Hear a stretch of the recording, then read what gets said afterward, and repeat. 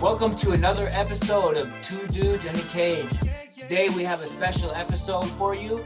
It's our first episode of Fighter Spotlight. We got a special guest, the host, myself, Charles Clark. I'm Matt. And Matthew Johnson. And we have Darien Robinson. Darien is a pro fighter. He's a BJJ purple belt. He went 10-3 as an amateur. He's 1-0 as a pro. He's one of my teammates. Darien, thank you. Welcome for being here. Yeah, thank you for having me. I like doing stuff like this. This is fun. Hey, man, we're so excited to have you here. Plus, you're making history. You're on the first ever episode of a Fighter Spotlight with Two Dudes in a Cage. Man, we hope to go places. We hope to keep doing this. We got a couple pro fighters lined up, and you're the first one. So it's exciting, man. I'm always setting history no matter what I do. Yes, sir. Yes, sir. All right. We're going to get straight into the questions. We got lots of questions for you. We hope you get to know Darien better, get to know more about him as a fighter, and we just hope to have a good time doing the interview.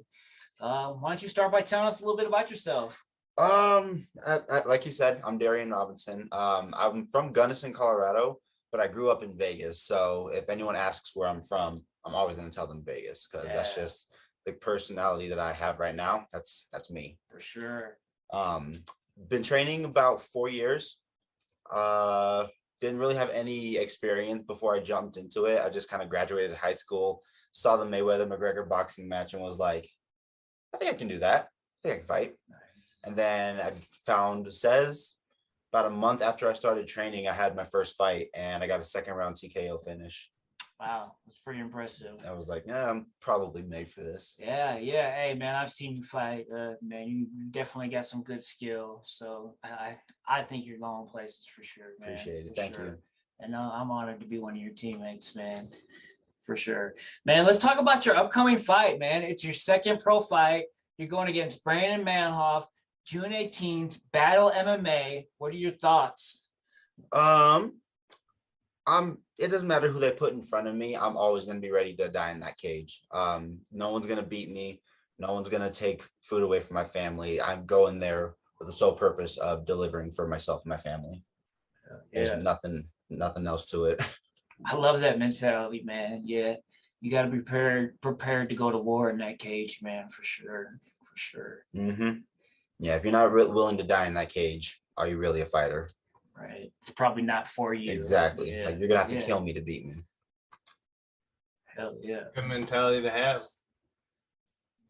With that, since you do have a fight upcoming, game plans are a huge part of MMA. It's basically chess. Do you watch tape or do you let your coaches watch tape and you just focus on you?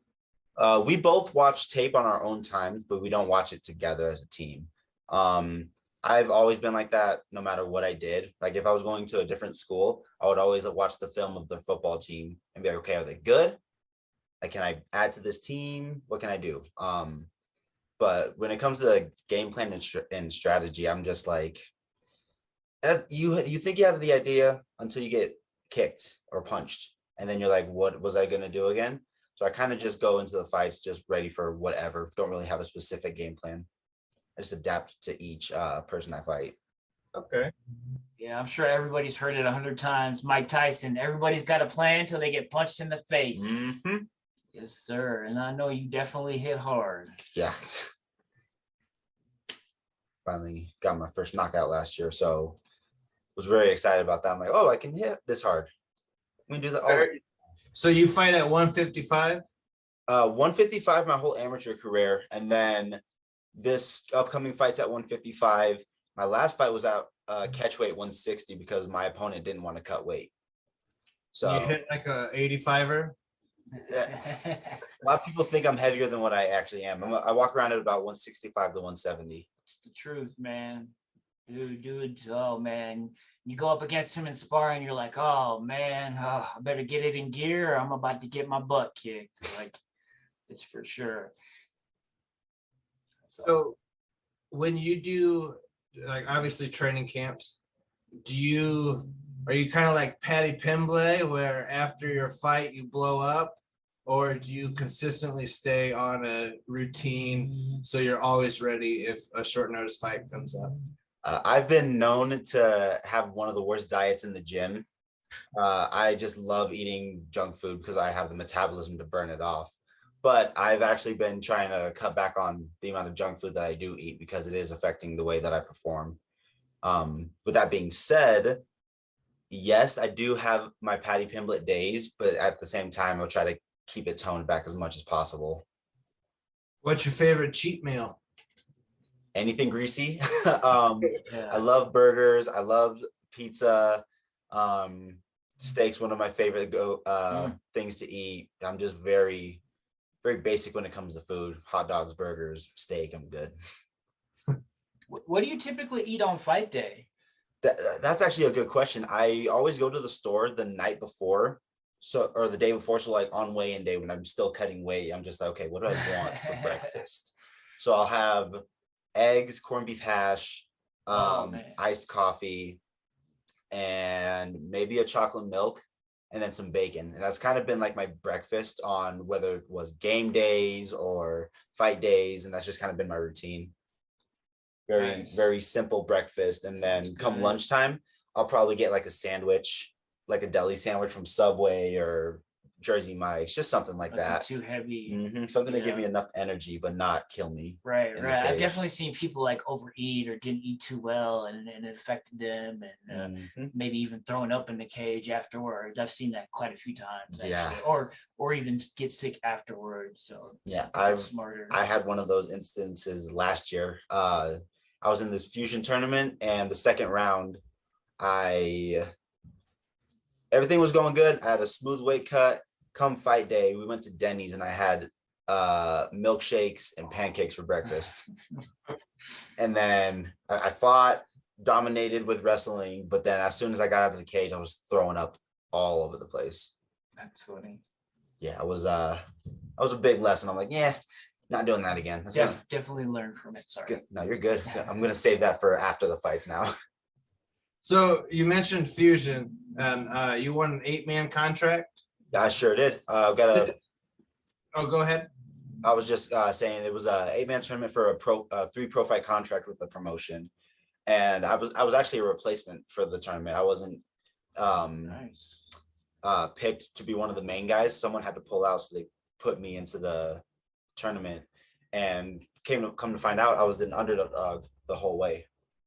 I didn't feel like the underdog though. Interesting. Yeah. I heavily thought that I was going to walk through anyone they put in front of me, and I still feel like You that. sure did. You sure did. When do you plan on fighting for them since you won the contract? Whenever they want me, to be honest. They haven't really reached out since the tournament, so I'm just honestly waiting until they reach out. But until then, I'm going to fight elsewhere. Nice, nice. I'm sure. So now that you turned pro, does your team and your gym say, hey, we got to fight in, Missouri on this day, do you want one? Or do you reach out personally to other promoters, or how do you get fights lined up and booked? My coach is my manager. He handles all of that information. He just asks me, what do you think about this guy? What do you think about that guy? And I give my honest opinion, and then he chooses my fights. And he doesn't choose easy fights either. Like, he sure doesn't. He wants to make sure that we're battle tested. So that's why our camps, so to say, are some of the hardest in the country. What's your my favorite one? Do you guys do Shark Tanks, like towards middle or end? New guy every round. Do you enjoy it, or does it? Yeah, I actually did my first Shark Tank earlier this year, preparing for this pro fight. And the first time I did it, I was like, this is the worst. I hate all of it. But then I've actually started to grow to like it a lot. It simulates a fight so well. And it's just very easy to get into that mindset of, okay, this is a fight. I need to treat it like one. Even if you're just hitting pads and then rolling with people, treat it like a fight. It reminds me of up downs in football or pad work. Mm-hmm. Yeah, up downs were some of my favorite workouts as a kid. I would always watch Remember the Titans, and there was a scene where they're doing the up downs, and I'd be in the living room doing it with them. Yep. That's awesome. That's cool, man. You recently received your purple belt, man. Mhm. How does that make you feel, man? What does that mean to you? Honestly, I wasn't expecting it until possibly later this year. But my coach felt like I'm ready, and with him doing that, I just felt more prepared than ever. My confidence in my ground game has really just skyrocketed throughout my blue belt career. I didn't have any good submissions off of my back. I would always just look to sweep and just control top pressure, but I don't know what it is. This past year and a half, 2 years, I've been really working on my ground game off of my back, and my coach has seen it and it's paid off. It definitely shows. I can definitely feel it. I was thinking, oh yeah, I got you on your back. I'll be good. But then you triumphed with me recently, Mhm. and I'm like, holy shit! And it was really tight. I couldn't get out of it. You reposition, and it was like super tight. So I think it's definitely well deserved for sure. Appreciate it. Yeah, definitely. Yeah, earned it. he knows when the time is right. So yes, I was shocked and I didn't feel like I was ready, but I'm a purple belt, so I gotta accept it. Speaking of purple, is that your favorite color? It was during middle school, but my favorite color is actually black. It just fits with every single color possible. Makes it look slicker. Um, I don't know, it's just something about the color black that's very powerful to me. Goes with anything. Hmm. Yeah. Who's your favorite fighter? I've got two favorite fighters, George St. Pierre and Anderson Silva. All right. Those two have always been my go-tos. And as I've started this journey of fighting, I've come across so many more different fighters. Recently watched a documentary on Buakaw from Thailand. Yeah. Oh my gosh, I'm like, yeah, he's my favorite kickboxer now. Yeah, That's for he's sure. amazing, dude. He's had hundreds of fights too. Like, yeah. Mhm. Yeah, so I'm always looking to find favorite fighters whenever I get the chance. Yeah, but all time, those two are definitely up there. Currently, I'm pretty bandwagony. I'd have to go with Israel Adesanya, Kamaru Usman. Hamzat's one of my favorites recently. Yeah. Just watching his journey through the UFC, I'm like, he's different. He's very different. Right. Yeah, Hamzat is. Speaking of Hamza, he shows the importance of a game plan. And maybe not following it, but having it. Yeah. Because against Gilbert, his coach is like, you're not doing what we practice. And that's a perfect example. You get punched in the face, you kind of forget things. Exactly. Yep. Yeah. So as long as you can go out there and implement your game plan as fast as possible, then it's okay to have one. But if you have an opponent like Burns, you're gonna have to be prepared to just go to war no matter what. Mhm. So have you experience wise, did you do like wrestling in high school or football or street fights? I tried to stay out of the street fights as much as possible, but I think two during my entire school journey. All 12 years, I only had like two fights. I was always a smaller kid, so I didn't want to pick a fight with anyone because I'm like, yeah, I'm small, I'm probably gonna lose. But yeah, no, not really a big fighter. I played a little bit of volleyball, basketball, or a lot of basketball and a lot of football through high school. So those were like my main sports. But no wrestling, no boxing, nothing like that. Football is an underrated sport for MMA. Mm-hmm.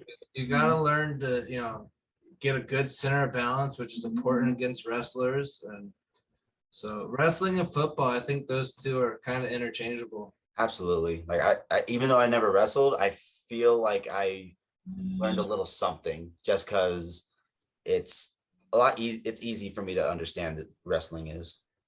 Yeah. I just don't know how to explain it. Shoestring tackles like an ankle pick, Mm-hmm. wrapping up's like a double leg. Yep, head in their chests, Yeah. not head down. All the same mechanics. Yeah. That's cool when you think about it like that. That's cool how you put that together. I like that Mhm. for sure. Man, what advice do you have for like anybody that wants to fight, man? Honestly, if you're gonna fight, you have to be all in. I'm still learning to go all in every single day, whether that be with my diet, training. I'm always learning something new. You can't really slack off. I've done a few fights where I didn't train the entire camp. I'd probably show up 1, 2 times a week at most, and I lost those fights. And it eats at me still to this day, but it's something that I chose to do. I chose not to train for those fights. So in doing that, I've learned when I do train as hard as I can, no one can beat me. So if you Good just advice. if you give it everything you got, your training is going to take over and you'll be fine. You don't have to worry about anything. You won't be nervous. You just go out there and do what you do. Man, how do you deal with nerves on a fight night? I I'm fighting the same night as you are, and I just get nervous thinking about it. Plus, I haven't fought in like 10 years. I feel like overcoming my nerves is going to be, a difficult part. And if I can get that under wraps, I can do good. So what do you do to overcome nerves and things like that? Most of my nerves that I have gotten happen throughout the day, not even when I get to the venue. Yeah. So to deal with that, I'll watch a movie, play video games. Excuse me. Specifically UFC 4. Good game. Yep. That's like my stress reliever because I'm like, okay, you just punch some people real quick, not worry about anything. It takes my mind off of it completely. And then by the time I look at the clock, I've spent 5 hours playing video games. I'm like, oh, it's time to fight. Cool. Sweet. Yeah. Take your mind off of it, not think about it. Yeah. And then when I get to the venue, I'll start getting those butterflies again. So I'll just start listening to music and dancing, not really caring what people see. I'm just like, hey, I'm having a good time. Just start dancing and doing whatever. Awesome. Cool. I love it. So what's your walkout song? I try to change my walkout song every time I fight, and I mainly old school rap, a lot of Tupac. I walked out to Notorious B.I.G. Last year I chose to walk out to Eminem only, and that was pretty dope. So yeah, I try to stick with old school rap as much as possible. It just gets me in that mindset of it's go time. Yeah, hypes you up. For sure. Yeah. Something about old school rap that just gets you pumped. It's so raw and like there's so much emotion into it. I'm like, yep, you guys have killed people. I'm ready to kill someone. So you do MMA, obviously. I'm from Omaha, Nebraska. We just had bare knuckle fighting last weekend. 50-year-old Houston Alexander, who's also Bellator and UFC, Dakota Cochran. What are your thoughts on bare knuckle? I think it's a great sport, and here's why. It teaches fighters not to just slug it out with gloves on. Because there's so many small bones in your hand, it's much easier to break those. So you have to have perfect technique when you're throwing punches, and it's very easy to shatter your hand on someone's forehead. Man, dude, people hold up their hands afterwards, and they're just messed up. I was at a bare knuckle MMA event the night that I won my championship, and I saw this dude's hand after. His whole face was cut up. His whole hand was like a balloon. It was bad. So I'm like, that's what happens if you just slug it out. But like I've seen people go in there with perfect technique. Dave LeDuc, for example, he does Lethway, and he almost never has broken bones just because he's conditioned them so much, and he hits with perfect technique. So it's a dangerous sport for sure, and it can be very devastating to the bone structure to your face. But aside from that, I think it's a great sport. It's nice. Yeah, teach you good technique and teach you how to be a better fighter in the end. For sure. Like I got offered to do a bare knuckle fight, and I wasn't for it when I first was talking about it. And then the more I thought about it, I'm like, I could make some money doing some bare knuckle. But then I'm like, if I do break my hand, I'm going to be out for half the year, and I don't need that. So probably not going to do any bare knuckle. Speaking of broken hand, how do you go about if you get injured in camp during a fight? How do you go about dealing with that? Is it extra stress or I'm very hard-headed, and whenever I have an injury, I don't like to rest. I told myself my whole life, just push through it. You can deal with it later. But since I tore my meniscus, made me really think about it. You need to actually like take care of your body. You need to recover on the right days, ice properly. There's a science to it, and I'm still learning that as I go. So it's not something I can just push through anymore because I've taught myself to respect what my body tells me. Mhm. So because I want to have a decently long career, and I can't do that if I'm half broken. Right. There are a lot of people that, have amateur careers. They do good as amateurs, but not everybody makes it to a pro, man. You made it to a pro. A lot of people think you're going places. What does it mean to you to be a pro fighter, man? Honestly, it was just a dream at first. I knew I was going to be a professional athlete in something when I was a kid, but it was always changing, whether it be just basketball, football. It was always one of those two. I was like, I'm going to be something. But as I've gotten older, I'm like, okay, I'm too small to play football, not tall enough to play basketball. Here in MMA, I don't have to worry about being too tall or too short. I just have to worry about being on weight. So that's it's nice knowing that I had that in me to try fighting and to stick with it. And now that I've made my dream come true, I've set a new goal for myself, and that's get to the UFC. Yeah. in the words of LL Cool J, dreams don't have deadlines, so it's never too late. Mm-hmm. That's right. What's the most weight you've ever cut? Oh, 30 pounds Holy shit. for my title fight. That's only because it was during COVID and I had 3 fights in 3 months. So it was literally fight, rest of the month to recover, fight, rest of the month to recover, fight, rest of the month to just recover. And by the 3rd fight, I had gotten up to 185. And the fight was at 155. And something happened where they bumped it up to 160. So I only had to, I cut an additional 5 pounds prior to, because I was like, okay, I need to get my weight down before I start cutting, like seriously. Yeah. So I had to cut 30 pounds. And by the time I made it to the scales, I had nothing left in me. I believe it. Nothing left. And I said, I'll never get that big again. It was not fun. So with cutting weight, it's always a huge focus.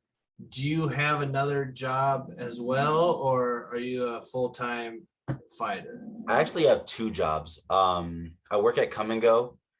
I used to do the overnight shifts, and it was fun just because I got to do whatever I want by myself. But then it was wearing on my training because I wasn't getting the right amount of sleep. So I switched to days. So I'm still working at Come and Go. And then I also started working with my girlfriend's dad with his cleaning business. So yeah, I've got 2 jobs on top of training. You're a go-getter. So now, when you make it to the UFC, are you going to do the Jeff Neal? Are you still work? Or are you going to do a majority of fighters do, like Jared Cannonier was a aircraft, I believe a mechanic. He did something with airplanes in Alaska. He ended up quitting to focus on fighting. So are you going to full-time fight or have the job still and fight? I've thought about quitting once I get to the UFC, but it's not in me to quit anything.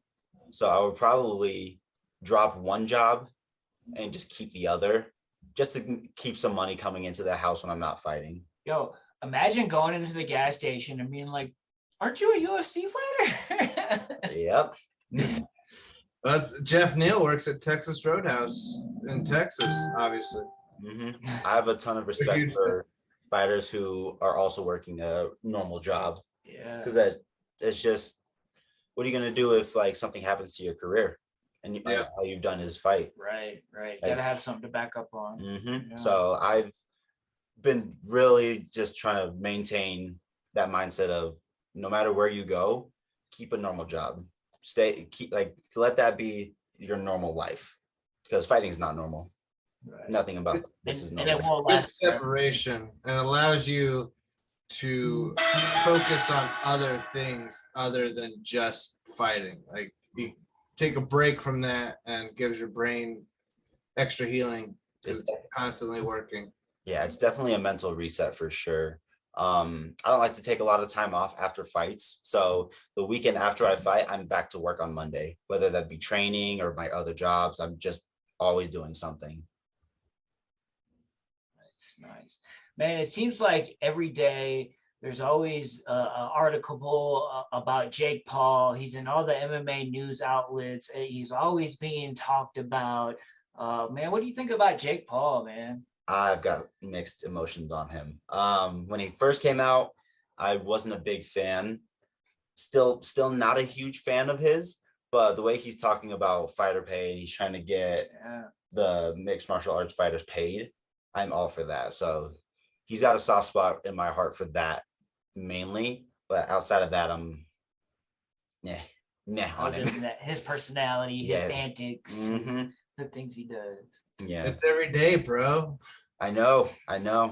And like My youngest loves Jake Paul. My oldest, not so much. So we have mixed emotions in this house. I do like his, obviously the fighter pay, but he's a good example of if you want to do something, you got to go in all in. yeah, absolutely. And that's what he did with the boxing, and so he's an idiot in some aspects, but his work ethic can't be questioned. That is facts. Yeah. After the second Tyron Woodley fight, he made me a believer that he could be something in boxing. Right. Yeah, he slept that man, and I was like, Damn. Someone's serious. Yeah, he surprised a lot of people. Yeah, Mhm. myself included. Yeah, but now that he's talking about Canelo, I'm like, calm down. Just calm down. Little too You're much. not there yet. I'm interested. I want to see him fight Tommy Fury and then maybe like Anderson Silva, because Fury's a young boxer who, fought a guy that's 3-113. So, but it's a good introduction to boxing. And then Anderson Silva will be his real test because, he beat Julio Cesar Chavez in his first fight, and he's an actual striker, Right. not a wrestler. Right. Those next two fights make the most sense for him. Unfortunately, I'm going to be rooting against him when he fights Anderson Silva. Me too. I'm just gonna be like, if you beat him, I'm going to shoot you. I'm just kidding. That's a joke. Anderson Silva is still pretty good at boxing too, though. I think he's taking it seriously as well. Mhm. So I think Anderson Silva is closest to our generation's Bruce Lee. I would agree with that for sure. He's mastered it all. Yeah, Izzy's coming up to that, but right now it's definitely Anderson Silva. Oh, for sure. Once Israel Adesanya starts getting submissions, his ground game. once we start to see his ground game, I'm like, that's all we're missing from him, really. Because we know he can strike. Everyone knows he can strike, but once we see what his actual ground game is like and he starts pulling off submissions, then he can be in the talks for possibly the greatest of all time. Yeah, for sure. What's your favorite movie? I got two of them. Remember the Titans? That's just Yeah. always been like a motivational movie for me ever since I was a kid. And Space Jam. Those are my top two movies ever. both great movies. Mm-hmm. What did you think of the new Space Jam? It wasn't bad. I was going into it with no high hopes at all because I knew it wasn't going to be as good as the first one. So I'm happy I did that because I wasn't disappointed. I thought it was a good movie. I like how they made references to, all of the discrepancy or like all of the hate that he normally faces. They poked fun at all that. Mm-hmm. And I'm a huge LeBron James fan. So Right. What he did, he is basically John Jones of the MMA or like of the NBA, Mm-hmm. young and still live to his hype, except he doesn't have all the outside issues that Jones does. But Right. That's why I respect him so much for that. He's actually got a good head on his shoulders. do we have There's one more. You took my question, Charles. I'm sorry. Just a couple more. A couple more. How long do you think someone should train before they fight? I know you fought pretty soon before after you started training, but I don't think that's typical of everybody. Right. Like for someone who's getting into it, I would say wait until you're comfortable on the ground. If you have no ground experience, I would say wait until you're comfortable throwing up submissions and creating scrambles, simply for the fact that that's going to keep you alive. If you get stuck with a wrestler and you don't know how to get out from underneath them, you're going to have a bad night. So just train as long as it takes until you're comfortable on the ground. For me, it was different. I just wanted to fight. I didn't really care who I fought. I was willing to do whatever it took to win these fights, and I've just trusted my coach with everything that I do. Yeah, I think Coach Mike definitely has our best interests out for us. Mm-hmm. He wants to see us all succeed as fighters. For sure. Like, even though he's not fighting himself anymore, he still hates losing. And if we lose, he feels like he lost loses himself too. Yeah. So that's why he pushes us so hard. For sure. I like that. So now you mentioned, obviously the goal is to get to the UFC. How do you have a thought of a path for that goal? Like, would you, if you were offered the Ultimate Fighter, would you take that, or would you prefer to be offered like a Contender Series fight? That's a good question. I would.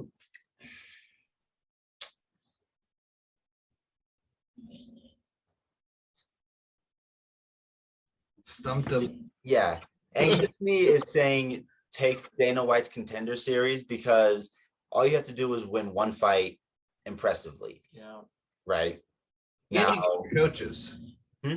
And you get your coaches. Yeah, and you get your coaches. Yeah.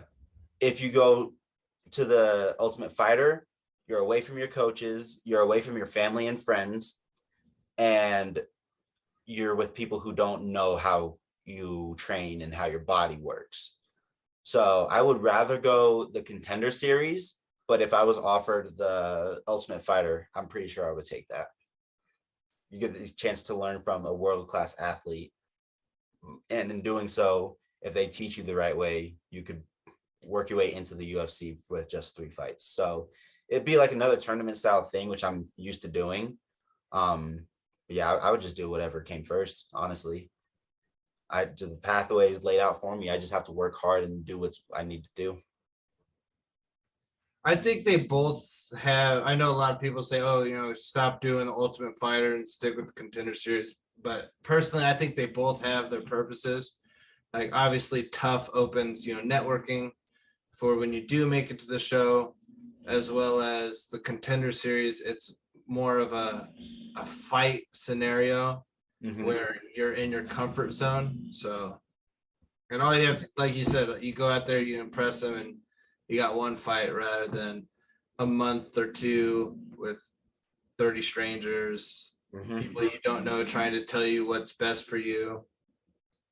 All the antics that go on in the house, all that crazy stuff. Having to live with people you're fighting. I know for sure if I was to do the Ultimate Fighter, I would be very quiet for like the first week. And then I would start warming up to people and getting to know them. And then I would probably act like a fool on TV. So Just don't do what Lieben did. Yeah, I won't pull a Lieben. Let me bet or a Julian let me bet, bro. Yeah, there've been some characters on that show. Yeah, so I would very much be like a Tony Ferguson, just laid back, kept to myself, just kick people the whole way through.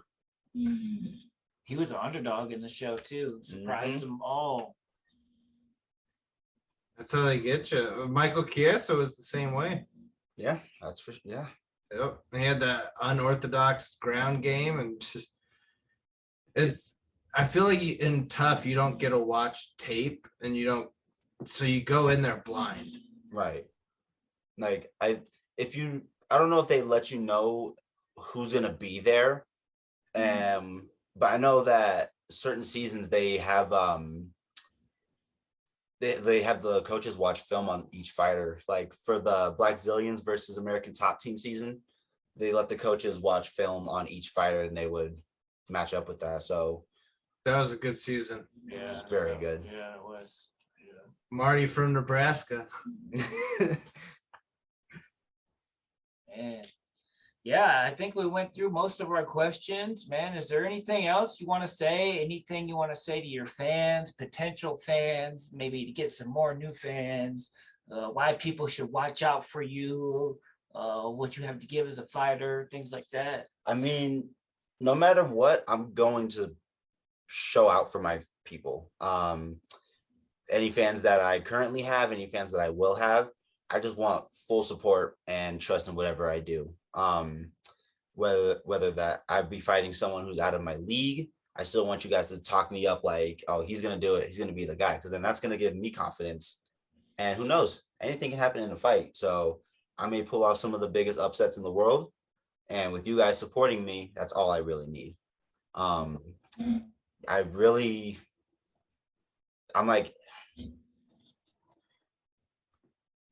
a very quiet guy when you get to know me at first, but the more that you know me and follow me, you guys will actually get to see the true nerdy, geeky, fun me. I'm very childish. Like if you like hang around me, he's like, oh, he's just a big kid.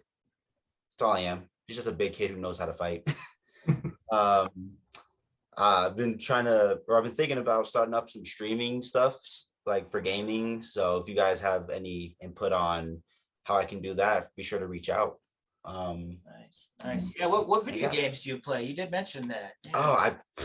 UFC 4, Call of Duty, Valorant. I don't play competitively, but if I had the time, I would play to the point where I could if I wanted to. Then I could possibly make a living on that after I retire fighting. Hey, yeah, people are going to universities for video games nowadays. So yeah, that's definitely possible.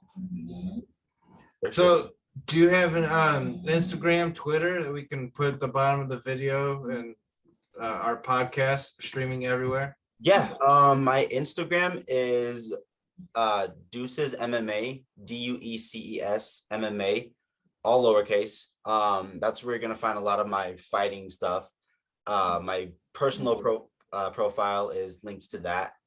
It's just DRob1524. Don't really have a Twitter. I had it in high school, but then I got rid of it just because don't really go on there much. Yeah, that's pretty much it. I don't have much social media. Very basic. Instagram and TikTok's where it's at apparently. Yeah, I do have a TikTok, but I don't really post on that. I have one just to watch the videos. That's pretty much what I'm using mine for. Nice. Matt, you have any final questions? No. Do you have any sponsorships or sponsors that you want to shout out on here? Or? Oh, of course. I want to give a quick shout out to the Kerr family. Of course, they're my first sponsors. Following me since 2020, all the way out to Wyoming. They've come down to Colorado for my fights. They came out to Montana. So yeah, shout out to the Kerr family. Shout out to Vigilant Security. Another one of our teammates. He trains with us.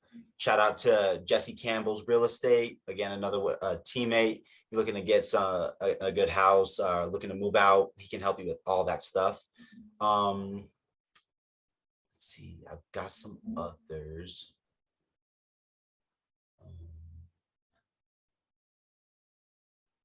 Actually, I think those are my only 3 sponsors right now. Yeah, I'm always looking to get more sponsors. So if you guys know of anyone, if you fans out there have any businesses that you want sponsored, hit me up. Yeah, for sure. Hey, man, you should sponsor this guy. He is going places. You should get on his team while you can. I definitely think you should. Hey, man. Hey, this has been the first ever episode of a Fighter Spotlight featuring Darien Robinson. Darien, man, I just want to thank you so much for being here. Man, we had a great time. This was super amazing. Man, look out for Darien. Quick shout out, Says MMA, that's CIES MMA. If you're in the Colorado Springs area, come check us out. Our team is definitely up and coming, but we're going places. If you want to be like Darien, come train with us, man. Yeah, thank you guys for having me so much. I'm looking forward to doing these more and more with you guys as my career goes on. Hell yeah. Hell yeah. Hey, we hope to have you back on the show as a guest host sometime. You can help break down some fights with us. That would be awesome, That would man. be a great time. Awesome. Great Cool. time. Hey, we look forward to it. Of course. Thank you guys so much. Thank you. And if you're ever in Omaha or Nebraska, I'll come to your fights Sounds good. I'll be fighting in Nebraska later this year, actually. for is it OFC? I wasn't given a promotion name, but as soon as I know, I'll let Charles know so we can hit you up. All right, yeah. Awesome. In about 5 minutes, you're gonna have a new follower on Instagram. Sounds good. Thank you so much. Yeah. Cool. Hey, y'all check out, watch out for Darien. He's going somewhere. Hey, appreciate y'all tuning in and thanks for being here.